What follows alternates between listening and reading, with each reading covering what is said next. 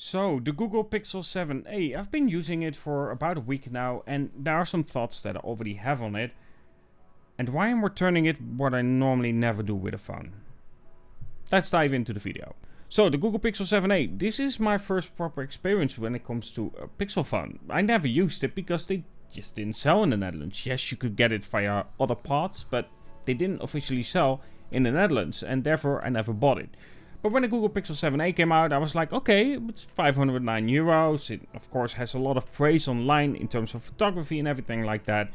So I really wanted to test it out and experience it for myself. So I can properly judge what a mid-range kind of phone does when it comes to, of course, their Google phones. So I bought it. But I'm also returning it. Let me give some reasons why I'm returning it, but also why I understand that some people might like a device like this. Because even though it is not for me, which is the main issue here, I can understand why some people will like it, and heck, why a large group might actually like it. Let's begin with, of course, the main thing for me. It's the camera experience. The camera experience for me is really important. This is probably one of the main features that matters to me. And it's not necessarily the best sensor or everything like that. No, it's also the possibility to play around, to experience different kind of vibes, to experience with styles, to experience with the pro level and grow in that, because I still need to learn when it comes to that. But here is where the Google Pixel 7a falls flat. Yes, you can work with, of course, the tones itself a little bit, but apart from that, there just isn't much playroom. Yes, you can make it a little bit brighter, you can make it a little bit cooler, you can make it a bit warmer. Those things are there, but it's just very limited for me when it comes to the possibility to play around. And no pro mode is one of the reasons why I feel like that's just not for me. Now, don't get me wrong, in terms of camera experience, I can understand why some people will like it. Because simply put, when it comes to reliable and just having a quick snapshot, I think that Google does well here.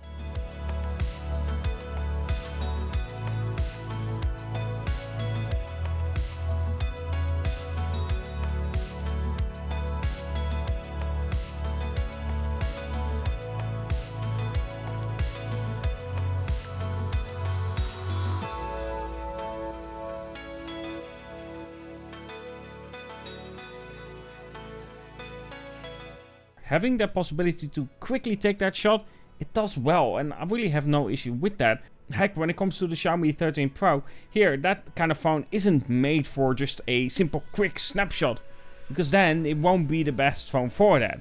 But when it comes to the Google Pixel 7a, I will say there it does really well. Having the possibility to quickly take that shot is something that I like. Something else that I like when it comes to the camera is having that, of course, that meter, right? If it's horizontal at 0, it will give a little bit of a vibration. So you know, even if you cannot see the display itself, if you have a proper straight shot or not.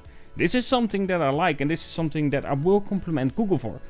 But again, it's the rest of it. The part where I'm feeling that the Google Pixel 7a is just not for me.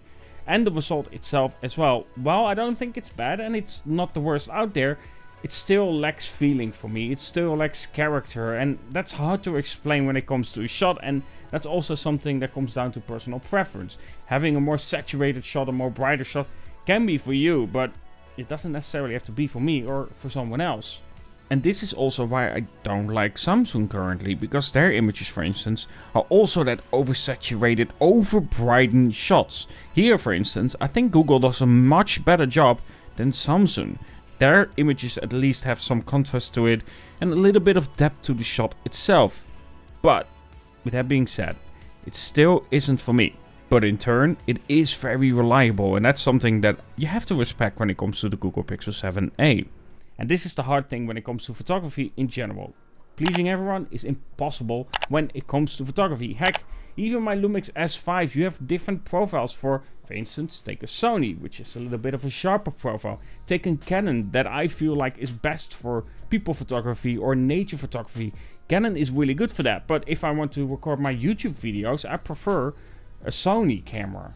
You know, a proper Sony camera, because simply put, it's a little bit sharper and it works better for those kind of environments. Therefore, I would say it's really hard to find that one thing that works for everyone. I would say it's impossible. But that also makes it why I don't think this phone is for me. And then there are other things that I already commented on when I first started using the device itself. The power button is a pain in the you know what. Why is it placed there? I don't get it. This is too high.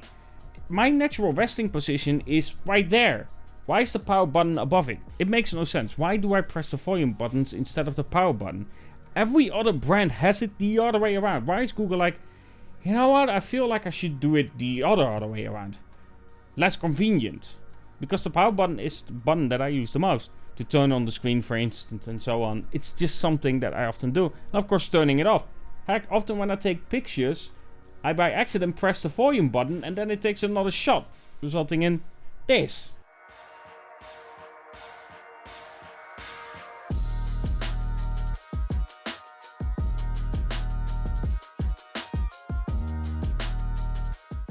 And then we have to discuss software as well. Software overall I don't think is necessarily bad, because overall the experience is fluent. And I don't think anyone will have an issue when it comes to the fluidity of the system itself. Day-to-day use, I really don't have any issues. But there are some things that, again, I don't like. Why, on God's green earth, are those icons so large? I don't like it. It very much feels like I need to take extra steps to get where I want to go. Make it like other phones. Make it smaller like it should be. So here, for instance, on my Xiaomi 13 Pro, if I go there, we have smaller icons. It's easily visible. Other phones like Vivo do it better. OnePlus do it better.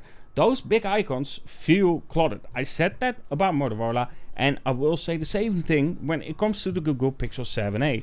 It's not nice to have those big icons. It doesn't work for me.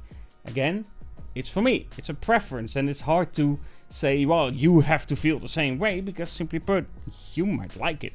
But for me personally, it doesn't work, and therefore, combined with the camera result itself in general, I will say that Google Pixel 7a, while overall seems like a fine device for some people, or maybe a large group because of the result and the quick result that you can get out of the camera, it's not for me. I don't think, again, that it's a bad phone by any means.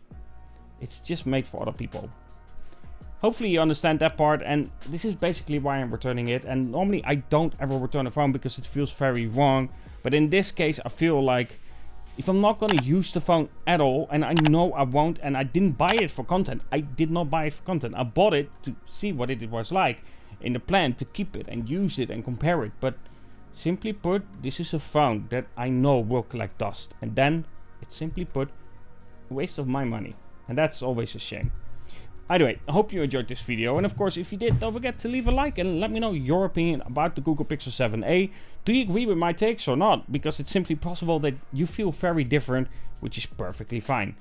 Let me know in the comments below, and of course if you haven't subscribed yet, don't forget to subscribe. I'm trying to hit 10k before the end of the year. Before the end of the year.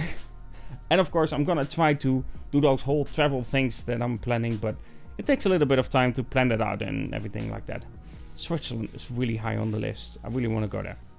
Anyway, have a good one and talk to you guys in the next